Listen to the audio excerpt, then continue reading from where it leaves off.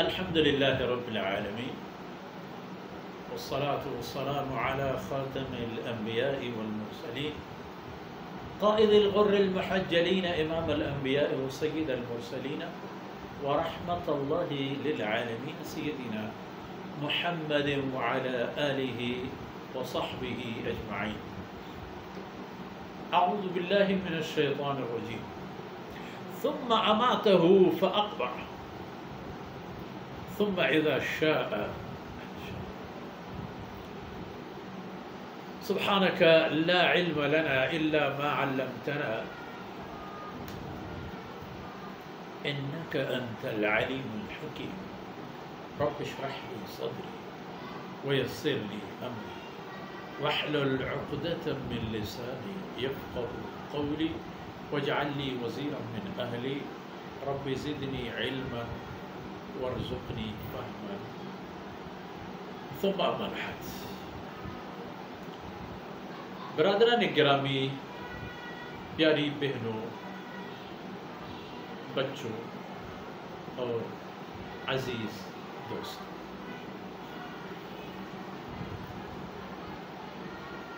یہ دیکھ لیا ہم نے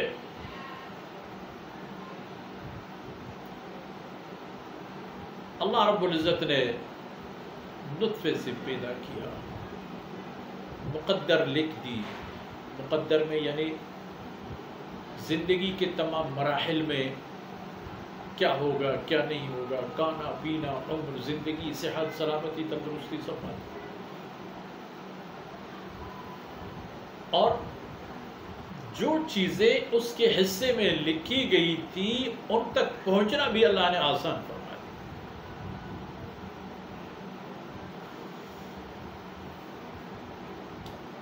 چلتے چلتے یہ دیکھ لینا،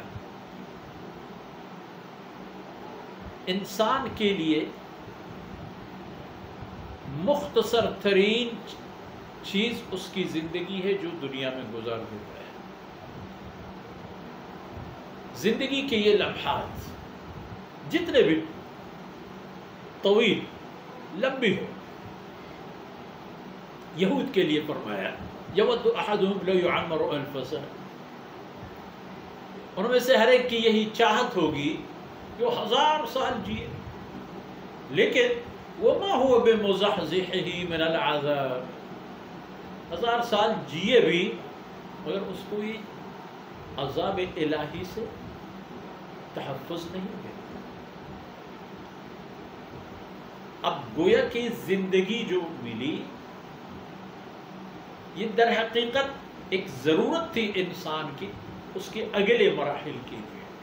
جس طرح رحم مادر میں جو فرصت زندگی کی ملتی ہے وہ وہاں کے لیے نہیں، دنیا کی زندگی کے لیے، زمین کے اوپر کے لیے.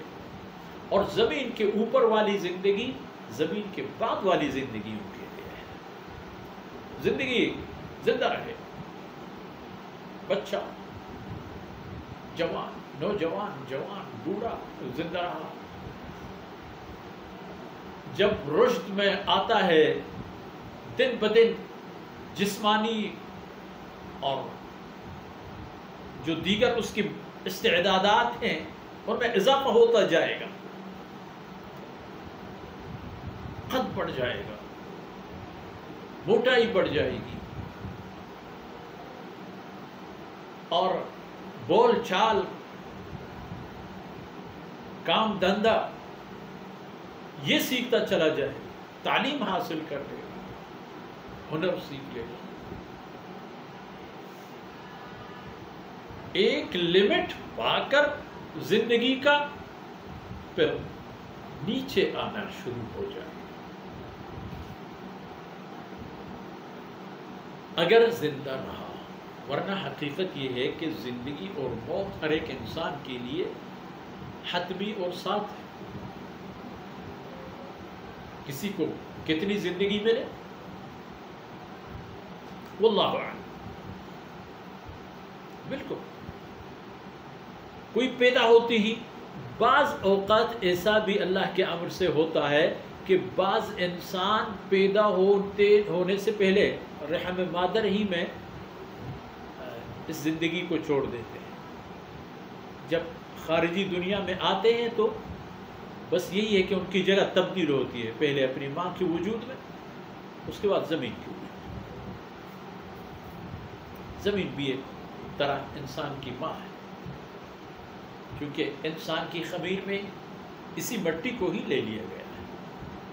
خلاصہ ثم السبیل یسر، جو کچھ اس کے لیے مقدر تھی اور کرنے کی قابلیت اللہ نے دے دی تھی وہ کام اس کے لیے آسان ہو گیا. لیکن بعد میں یہ ہوتا ہے کہ ثم اماتہ، پھر اس انسان کو اللہ رب العزت موت دیتا ہے. فاقبرہ، موت کے بعد اسے قبر کر دیتے ہیں.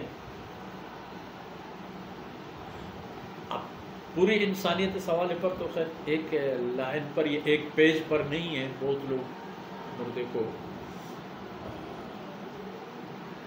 جلا دیتے ہیں. بعض اقوام میں یہ ہے کہ اسے کسی چٹیل میدان میں مخصوص جگہ پر چھوڑ دیتے ہیں. یہ حیوانات وحشی قسم کے اسے نوچ کر کے اس کی گوشت اور ہڈیاں کھا جاتے ہیں.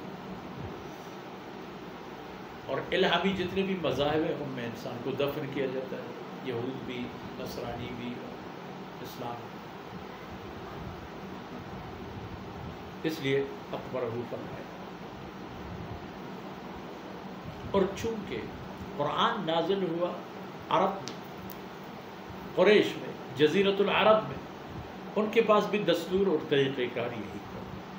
چونکہ ابراہیم علیہ السلام کے کسی نہ کسی حد تک ماننے والے تھے، وہ بہت ساری چیزوں میں ان کی تقلید کر لیا کرتے تھے. ثم اماتہ، موت دے دی انسان کو، موت دے دیں گے انسان کو اللہ رب العزت کی ذات. فاقبرہ، پھر اس کو دفن کیا جاتا ہے. اور یہاں دو جملوں میں موت کے بعد کی جتنے بھی مراحل ہیں ان سب کا احاطہ ہے. اماتہ فاقبرہ، قبر میں جاتا ہے انسان. اچھا، جو جلایا جاتا ہے یا جس کے ساتھ جو بھی کیا جاتا ہے اس کے ساتھ یہ سلوک بھی اس کے متبادل کے طور پر یوں سمجھ لیجیے کہ اس کا قبر یہی ہے. گویا کہ اس دنیا سے انتقال اور عالم برزخ میں قرار پانا، ٹھکانہ پانا. چاہے جلا گیا، پانی میں پھینکا گیا اور درندوں کے تحویل میں دے دی گئی، برزخی زندگی ہے اس میں. لیکن برزخی زندگی بھی مکمل ہو جاتی ہے. ثم اذا شاء انشرہ، پھر جب چاہے اللہ کی ذات، جب اللہ رب العزت کی مشیت ہو پھر دوبارہ اسے زندہ فرما، اس کو موت سے نکال کر حیات میں لے آتے ہیں. روح اور جسم کا رشتہ دوبارہ برقرار ہو جاتا ہے، اس کے بوسیدہ جسم کو دوبارہ بنایا جاتا ہے. ثم اذا شاء انشرہ، پھر جب اللہ چاہے، انسان نہیں، جب اللہ کی چاہت ہو کہ اب عالم برزخ کو بھی تمام ہونا ہے تو اللہ کے حکم سے دوبارہ انسان کو پیدا کیا جاتا ہے. اور اسے زندگی جب مل جاتی ہے تو زندگی کے جو بقیہ مراحل ہیں وہ بھی اسے دے دیے جاتے ہیں. میدان محشر میں لے جایا جاتا ہے، اس کے اپنے اعمال کے ساتھ لنک اور تعلق برقرار کیا جاتا ہے. اگر اس کی نیکیوں کی نیکیاں ہی ہیں، بہت سارے ڈیروں کے ڈیر کہتے ہیں یہ سارے تیرے ہیں. برائیوں کے اگر مرتکب تھا تو برائیوں کا بھی یہی معاملہ ہوگا کہ ڈیروں کے ڈیر برائیاں بھی جناب علی کے پورے گند سمیٹ کے لے جائیں. کہاں؟ ثم اذا شاء انشرہ، پھر جب اللہ کی مشیت ہو اسے دوبارہ زندگی دے دی جاتی ہے اور دوبارہ اسے پیدا کیا جاتا ہے.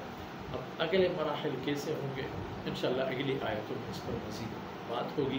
اللہ رب العزت کبھی کوتاہیاں معاف فرمائے اور یہ ٹوٹی پھوٹی حقیر سے کاوش کو اللہ رب العزت شرف قبولیت بخشے اور ہمیں توفیق نصیب فرمائے کہ اس سلسلے کو جاری و ساری رکھے.